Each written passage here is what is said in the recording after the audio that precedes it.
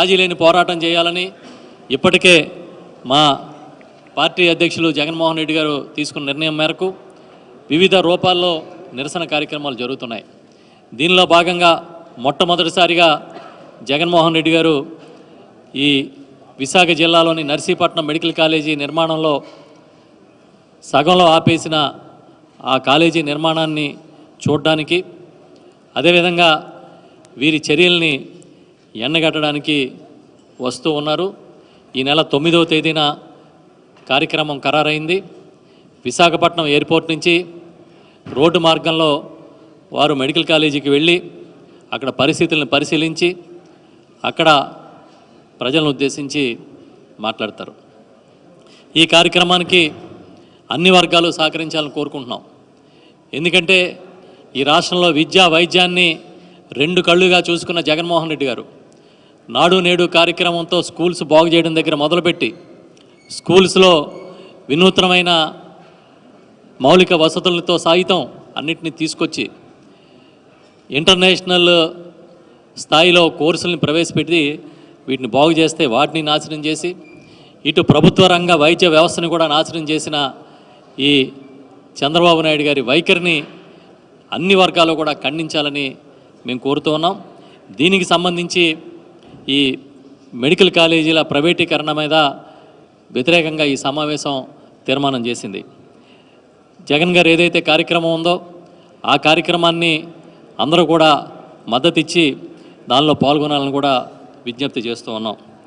ఇదే కాకుండా విశాఖ ఉక్కు ఆంధ్రుల హక్కు అని పోరాటం చేసి తీసుకొచ్చిన విశాఖ ఉక్కు కర్మాగారాన్ని ఇవాళ దశల వారీగా ప్రైవేటీకరించడం కోసం అమ్మేయడానికి ఈ కూటమి ప్రభుత్వం సహకరిస్తూ ఉంది.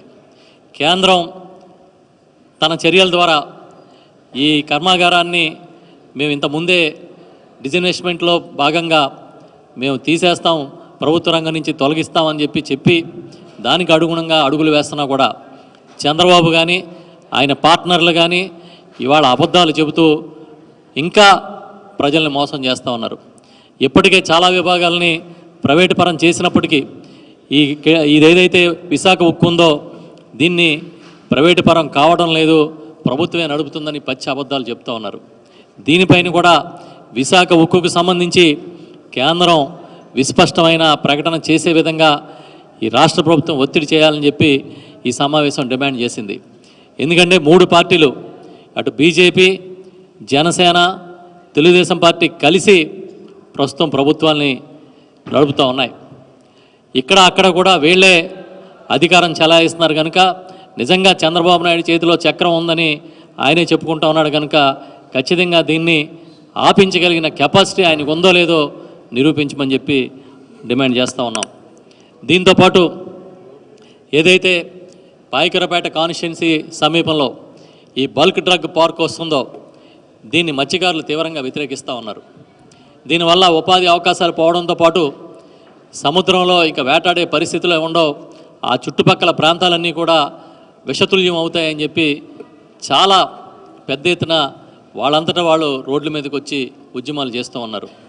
ప్రజాభిప్రాయానికి వ్యతిరేకంగా వెళ్ళకూడదు, ఖచ్చితంగా ప్రజాభిప్రాయాన్ని గౌరవించి ఈ బల్క్ డ్రగ్ పార్కు అక్కడ పెట్టే విషయంలో ప్రభుత్వం పునరాలోచన చేయాల్సిందే, దీని నుంచి విరమించుకోవాలని చెప్పి కూడా వైఎస్ఆర్ పార్టీ డిమాండ్ చేస్తూ ఈరోజు తీర్మానం చేశాం. దీంతోపాటు ప్రధానంగా చంద్రబాబు నాయుడు ఏదో చాలా అబద్ధాలని ప్రచారంలో తీసుకొచ్చాడు. తానొక్కడే ఉత్తరాంధ్ర ఉద్ధారకుండని చెప్పి ప్రచారం చేస్తూ ఉన్నాడు. కానీ నిజానికి చూస్తే గత 15 నెలల్లో కనీసం ఒక్కటంటే ఒక్కటి ఈ ప్రభుత్వం తానంతట తాను చేసిన కార్యక్రమం లేదు. జగన్మోహన్ రెడ్డి గారు తీసుకొచ్చిన ఆ రోజు ప్రారంభించిన కార్యక్రమాలకి ప్రాజెక్టులకి రిబ్బన్ కటింగ్లు చేసుకుంటూ తమకు ప్రచారం చేసుకునే శక్తి ఉంది కాబట్టి, సొంతంగా మీడియా బలం ఉంది కనుక దాంట్లో వాళ్ళు ఏదో గొప్పగా చేసినట్టుగా చెప్పుకుంటూ ఉన్నారు. దీనిలో భాగంగానే ఇవాళ ఉత్తరాంధ్ర ప్రాజెక్టులు గత 15 నెలల నుంచి పూర్తిగా నిర్లక్ష్యం చేశారు. ₹1 ఎక్కడ ఖర్చు పెట్టిన పాపానికి పోలేదు. ఈ సందర్భంగా ఈ సమావేశంలో సుదీర్ఘంగా ఉత్తరాంధ్ర ఇరిగేషన్ ప్రాజెక్టులకు సంబంధించి డిస్కస్ చేసి ప్రధానంగా 1955లో స్టార్ట్ చేసిన వంశధార ఇవాళకి కూడా పూర్తి కాని పరిస్థితి.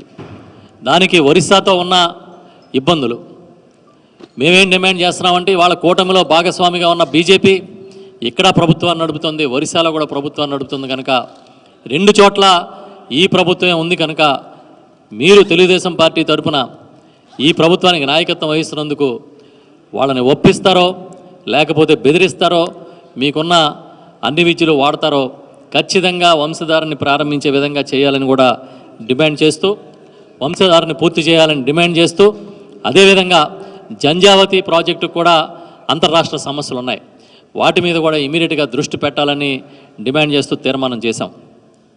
ఇంకా ఇదే కాదు, స్థానికంగా అయితే ఎన్నో సమస్యలు. మొన్ననే మీరు చూశారు, విశాఖపట్నంలో చాలా దుర్మార్గంగా చిన్న చిన్న ఉపాధి పనులు చేసుకోవడానికి, లేదంటే వాళ్ళని వాళ్ళు పోషించుకోవడానికి, తమ కాళ్ళ మీద నిలబడడానికి వీధి వ్యాపారాలు చేసుకుంటున్న వాళ్ళని రోడ్డును పడేశారు. కార్పొరేట్ సంస్థలకేమో రూపాయికి ఎకరం ఇచ్చే చంద్రబాబు నాయుడు వాళ్ళ కాళ్ళ మీద వాళ్ళ బతుకుతున్న వాళ్ళందరినీ కూడా రాత్రికి రాత్రి ఖాళీ చేయించి సుమారు 42,000 యూనిట్లని ఏవైతే వీధి వ్యాపారులు ఉన్నారో వాళ్ళందరినీ కూడా వాళ్ళ పొట్ట మీద కొట్టే కార్యక్రమం చేస్తూ ఉన్నాడు. దీన్ని వైఎస్ఆర్ పార్టీ తీవ్రంగా వ్యతిరేకిస్తుంది. ఇంత దుర్మార్గం ఎక్కడ చూడలే. అదే కాకుండా ఈ హాకర్స్ అందరినీ తీసుకెళ్ళి ఆంధ్ర యూనివర్సిటీ స్థలంలో చూపిస్తాం, అక్కడ మీరందరూ వ్యాపారాలు చేసుకోమని కొత్తగా ఇంకొక ప్రచారం చేస్తూ ఉన్నారు. దీన్ని కూడా పూర్తిగా వ్యతిరేకిస్తున్నాం. మేము ఈ చిరు వ్యాపారుల పక్షాన నిలబడతాం. వాళ్ళ కోసం, వాళ్ళ ఉపాధి అవకాశాలు మెరుగుపరచడం కోసం ఖచ్చితంగా వాళ్ళ వెంట నిలబడతామని చెప్పి ఈ సమావేశంలో డిస్కస్ చేయడం జరిగింది. ఇదే కాకుండా ఇవాళ భూ కేటాయింపులు చూస్తే ఇంత పచ్చి అబద్ధాల ప్రభుత్వం ఇంకెక్కడ ఉండదు. ఎకరం 99 పైసలు, విశాఖపట్నంలో ఎకరం 99 పైసలకి భూములు కేటాయించారు, టీసీఎస్ కానీ కాగ్నిజెంట్కి కానీ. ఇవాళ కొన్ని కంపెనీలు, ప్రధానంగా టీసీఎస్ లాంటి కంపెనీలు తమ ఉద్యోగుల్ని కుదిస్తూ ఉన్నారని పత్రికల్లో వార్తలు వస్తున్నాయి. సుమారు 12,000 మంది ఉద్యోగుల్ని ఇక్కడ ఉద్యోగాలు క్రియేట్ చేస్తామని చెప్పిన టీసీఎస్ ఒక పక్క వేరే చోట్ల ఉద్యోగాలు తగ్గిస్తూ ఉంటే, మీరు 99 పైసలకు ఎకరం ఇచ్చి ఇక్కడేదో మేము చాలా ఉద్ధరించబోతున్నామని చెప్పి ఆ లోకేష్ గారు ప్రకటనలు చేస్తూ ఉన్నాడు. మేము అడుగుతున్నాం, దీనికి సంబంధించి నిజానిజాలు చెప్పండి. భూములు కేటాయించడం కాదు, వాటి సద్వినియోగం ఏంటి, ఈ ప్రాంత నిరుద్యోగులకి ఏ విధంగా ఉపయోగపడతారు, వారికి కావలసిన మ్యాన్ పవర్ని స్పెషల్గా మీరు ఏదైనా స్కిల్ డెవలప్మెంట్ చేసి అందిస్తారా, మీ దగ్గర ఉన్న ప్రణాళిక ఏంటి చెప్పమని డిమాండ్ చేస్తున్నాం. అదేవిధంగా లులు అనే ఒక ప్రైవేట్ సంస్థకి చాలా ఆశ్చర్యం, చాలా కారు చౌకగా ఒక మాల్ కట్టుకోవడానికి భూములు ఇస్తూ ఉన్నారు. ఆల్రెడీ జగన్మోహన్ రెడ్డి గారి హయాంలో ఇనార్బిట్ మాల్ వచ్చింది ఇక్కడికి. ఆ రోజు పోర్టుకి వందలాది కోట్ల రూపాయలు ఆ భూమి తీసుకున్నందుకు వాళ్ళు చెల్లించి కట్టుకుంటూ ఉంటే, ఈయన ఎదురిచ్చి భూములు దాదాపుగా ఉచితంగా ఇచ్చి ఈ మాల్స్ కట్టించడంలో ఉద్దేశం ఏంటని అడుగుతున్నాం. ఒక పక్క ఈ ప్రభుత్వ వైద్యశాలని, కళాశాలని నడపడానికి డబ్బులు లేవంటూ, నిధులు లేవని చెప్పి, మరోవైపు ఈ రకంగా ప్రైవేటు సంస్థలకి దోచిపెట్టడం ఏంటని అడుగుతున్నాం.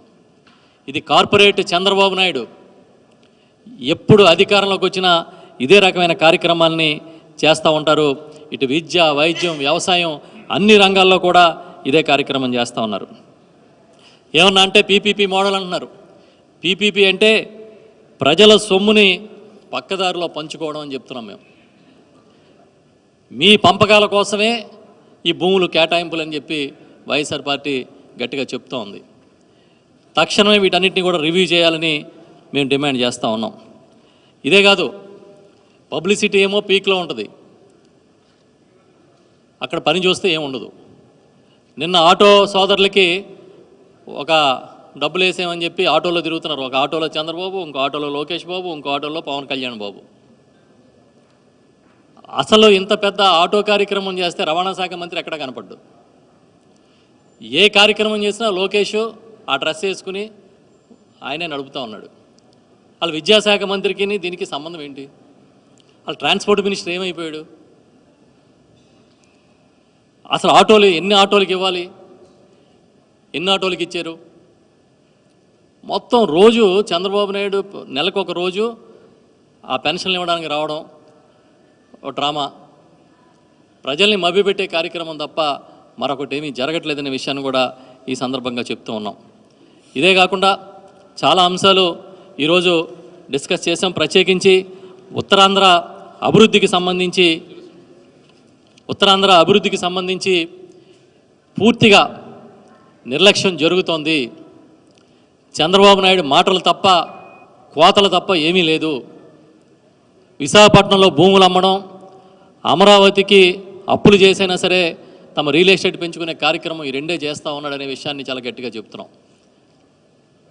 ఇవాళ ఇన్ని లక్షల కోట్ల అప్పులు తెచ్చిన వాడు కనీసం ఒక్క ప్రాజెక్టు కానీ, ఒక్క రోడ్డు కానీ, ఒక్క బ్రిడ్జి కానీ ఈ ప్రాంతానికి మంజూరు చేశారా అని అడుగుతున్నాం. ఇదే కాకుండా ఉత్తరాంధ్ర ప్రాజెక్టుల మీద నిర్లక్ష్యం అని అంటే అసలు ఉత్తరాంధ్ర సుజల స్రవంతి కానీ, తోటపల్లి కానీ ఏ ప్రాజెక్టు వాళ్ళ దృష్టిలో లేదు. ఉన్న ప్రాజెక్టులు దిక్కు లేదు, కానీ బనకచెర్లని అదని ఇదని పెద్ద పెద్ద ప్రచారం చేసుకునే కార్యక్రమాలు చేస్తూ ఉన్నారు. పోనీ ఇవన్నీ చూస్తే ఈయన సొంత మార్కు ఒకటన్నా ఉందంటే సొంత కార్యక్రమం కానీ, సొంత పథకం కానీ ఒక్కటి లేదు. అన్నీ కాపీ కొట్టిన పథకాలే. చివరికి జగన్మోహన్ రెడ్డి గారు వచ్చిన తర్వాత మొట్టమొదటిసారి ముఖ్యమంత్రి అయిన తర్వాత బటన్ నొక్కి నేరుగా లబ్ధిదారులకి డబ్బులు వేసే కార్యక్రమం చేస్తే, నిన్న ఆయన ఆటో డ్రైవర్లకి బటన్ నొక్కి అసలు అదేదో మొదటిసారి తనే నొక్కినట్టుగా చెప్తా ఉన్నాడు. అంటే ఆ ప్రచారం మాయలో ఎన్నికల ముందు ఎలాగైతే ప్రచారం మాయ చేశారో మళ్ళీ ఇప్పుడు అదే కథ. ఏ రంగం తీసుకున్నా కూడా వాళ్ళ మార్క్ ఏంటి అని అంటే పబ్లిసిటీ తప్ప ఏమీ లేదు. ఒక రకంగా చెప్పాలంటే చంద్రబాబు నాయుడు జగన్మోహన్ రెడ్డి గారు ఇద్దరికీ పోలిస్తే జగన్మోహన్ రెడ్డి గారిది హార్డ్ వర్క్ అయితే Chandrababu Naidu show work, only show. Uttarandhra compare చేస్తే బ్యాక్వర్డ్ ఏరియాస్లో అసలు మీరు కనీసం 15 నెలల్లో ఏం చేసామని గుండెల మీద చేసుకుని చెప్పగలుగుతారా అని ఈ పచ్చి అబద్ధాల ప్రభుత్వాన్ని నడుపుతున్న చంద్రబాబు నాయుడిని మేము అడుగుతూ ఉన్నాం. ఈరోజు ఇదే కాకుండా చాలా అంశాలు, ప్రత్యేకించి ఈ ఆంధ్ర ఒరిస్సా సరిహద్దులోని గిరిజనులకు సంబంధించిన సమస్యల మీద పరిష్కారం చేయడానికి కూడా ఒరిస్సా ప్రభుత్వంతో మాట్లాడాలని చెప్పి మా నాయకులు రాజేందర్ గారు, ఇతర పెద్దలందరూ కూడా ప్రతిపాదించారు. ఇవన్నీ కూడా ఈ తీర్మానాలన్నింటినీ మా అధినాయకుడి దృష్టికి తీసుకెళ్ళి ఆ ద్వారా ప్రభుత్వం మీద ఒత్తిడి తీసుకొచ్చే విధంగా మేమందరం కూడా ముందుకు వెళ్తామని చెప్పి తెలియజేస్తూ ఉన్నాం. దీంతోపాటు పార్టీ సంస్థాగత నిర్మాణం మీద కూడా ఈరోజు చాలా సుదీర్ఘంగా చర్చించడం జరిగింది. ప్రతి నియోజకవర్గంలోని గ్రామ స్థాయి వరకు, వార్డు స్థాయి వరకు కనీసం 8,000 మందిని వివిధ హోదాల్లో ఇవాళ పార్టీ కమిటీల నిర్మాణం జరుగుతూ ఉంది.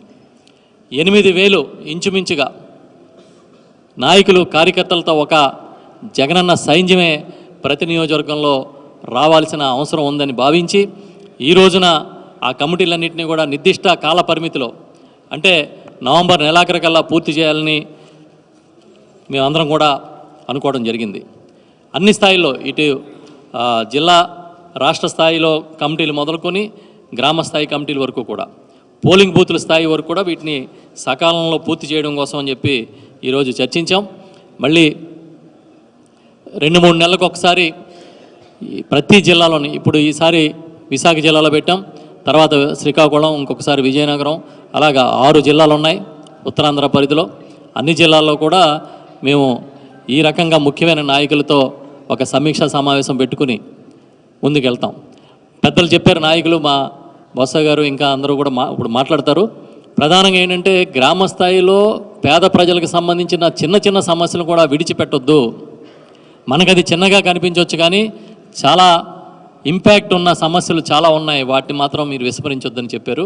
వీటన్నిటినీ కూడా మేము సమీక్షించుకుని ముందుకెళ్తామని చెబుతూ, ఒక బాధ్యత గల ప్రతిపక్షంగా ఖచ్చితంగా మీరు చేసే తప్పుల్ని నిలదీస్తాం, ఖచ్చితంగా వైఎస్ఆర్ పార్టీ తరపున నిలదీస్తామని చెప్పి మేము చెప్తా ఉన్నాం. ఒక్క నిమిషం సార్.